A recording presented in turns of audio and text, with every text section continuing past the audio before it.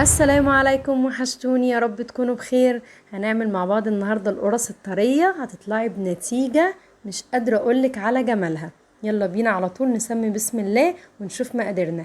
معايا النهاردة مقادير القرص الطرية: كيلو دقيق، وعليهم كوبايتين ونص زبدة. طب لو هتعمليها بسمنة فلاحي هتبقى كوبايتين بس. طب ليه يا سمر؟ لان الزبدة بتبقى فيها نسبة مية. تمام، نسبة مية، فهتبقى كوبايتين ونص زبدة. ماشي. انا النهاردة عندي كوبايتين زبدة وحطيت عليهم نص كوباية سمنة. ما تفرقش، يعني الموضوع كله بلدي في بلدي. لكن لو سمنة هتبقى كوبايتين ونص. تمام. ذرة ملح، 3 معالق سكر كبيرة، والخميرة دوبناها في ربع كوباية مية. فترة يعني دافية خالص خالص خالص زي دمعة العين كده. وباكو خميرة.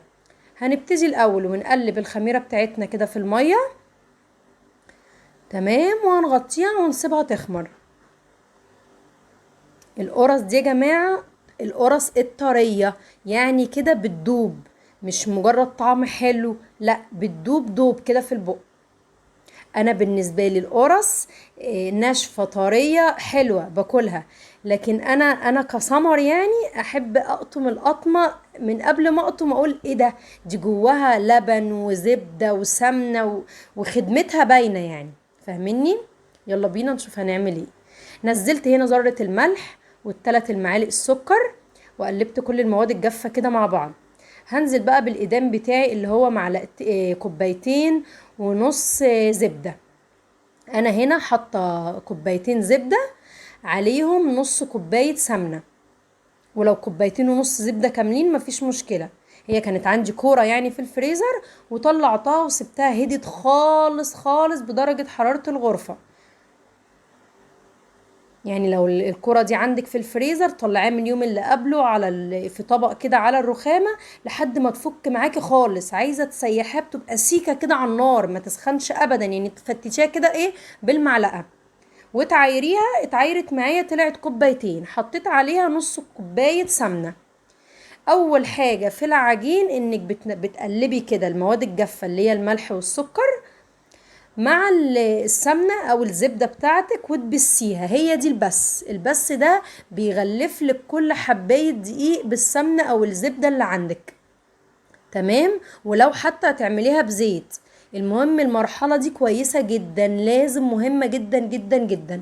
انا بصوا قعدت ابس فيها زيادة مثلا عن 7 8 دقايق. والخميرة بتاعتي خمرت اهي. هقلب كله كويس في بعضه اهو. هشرب العجين كله من الخميرة. الموضوع سهل جدا. في ناس كتير بتتاخد كده وبتخاف من العجن والمخبوزات، والله مفيش اسهل منها. اهي بصوا انا لسه ما حطيتش البطل بتاعنا اللي هو اللبن الرايب. حاجة كده من الاخر، والله من الاخر. هنزل واحدة واحدة وهعجن. ممكن تعجني بلبن هتطلع فلة، بس سبحان الله باللبن الرايب بتبقى حاجة تانية. طب يا سمر انا عايزة لبن رايب، ما عنديش. عندك اللبن بتاعك سيبيه بره يوم هيقطع. على طول كده. طب انتي مش قادرة تسيبيه يوم، اعصري عليه عصرة ليمونة هيقطع على طول معاكي. واللبن اعرفي لو قطع معاكي ما ترميهوش، حطيه في كيس وعلى الفريزر ما يترماش. ويوم لما تحبي تعجني بيه تطلعيه في طبق كده وتسيبيه لحد ما يهدى وتعجني بيه، هيبقى زي الفل، هتاخدي منه احلى نتيجة. هنا بصوا انا عجنت باللبن الرايب، بقيت اخد لحد ما العجينة لمت معايا. بصوا عاملة ازاي، زي الملبن، وملمومة في ايدي ومش لازقة في الطبق. سهلة جدا ما فيهاش اي صعوبة. اهي هسيبها ترتاح ربع ساعة. ربع ساعة، مش هسيبها تتخمر، لا، ترتاح بس ربع ساعة. وهرجع لها. بصوا انا خدت ايه، يعني ما خدتش العلبة كلها. هرجع الباقي ده كله في الفريزر، ويعوزه وقت ما عوزه هطلعه يهدى ويفك معايا خالص واعجن بيه. انا اهو سبتها خمرت يا رب ارتاحت ربع ساعة. اخد بقى كورة كورة، مش قادرة اقول لكم العجينة في ايدي عاملة ازاي، زي الملبن والله العظيم. هتعملي ايه بقى؟ هتكوري زي ما انا بعمل كده، صينية صينية. بصوا اهو انا ماشية دايرة اهو، صينية صينية قد الليمونة كده واكبر شوية. وتسيبي طبعا مسافة اهو. وترجعي الاول واحدة وتبططي كده راق بسيط، ما تخليهاش تخينة اهو. راق بسيط، بصي زي الملبن، وتسيبيها. هكمل الكمية كلها وتبقى معايا بالنتيجة دي صينية صينية. ما تعمليش الصواني كلها مرة واحدة عشان ما تخمرش منك، لا صينية تكوريها، وبعد ما تكوريها تبططيها وتركنيها، تاخدي من الطبق صينية تانية وتكوريها وتركنيها لحد ما تخلصي الكمية كلها. بصوا انا هنا عاملة السمك بسيط ازاي، حاجة بسيطة جدا. هسيبها بقى تخمر، مش احنا الخمر بتاعنا بتسيبها تخمر تبقى تتضاعف، انا هسيب دي تخمر لحد ما الاقي القرصايه اتضاعفت. تخش الفرن على درجة حرارة 200 وفوق وتحت مع بعض، هتتخبز بسرعة اهي ما شاء الله.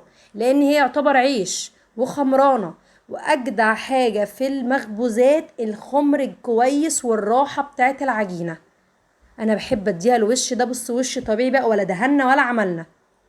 بصوا ايدي قسما بالله، بصي اكنك جايباها من الفلاحين اللي هم بصي على راسنا من فوق. حاجة كده دايبة، ولا تتغمس بحاجة ولا تتاكل بحاجة ولا تبقى محشية. انتي بتقطمي وبتقولي دي جواها لبن وقشطة وكريمة وسمنة، كل حاجة فيها بجد قرصة مخدومة. بصي الجمال، هوا والله هشة. بتخزنيها في حلة، اي حلة عادية، وبتحطي في قلب في الارضية كيسة، وبتحطي القرص بتاعتك بعد ما تبرد خالص، وبتغطي عليها تفضل معاكي طرية لحد اخر واحدة. بصوا الجمال تحفة. قومي اعمليها كده وركزي وظبطي، وكوباية الشاي ولا الشاي بلبن، وبألف هنا وشفا. اتمنى تجربوها بأمر الرحمن، ان شاء الله تعجبكم. اشوفكم على خير، مع السلامة.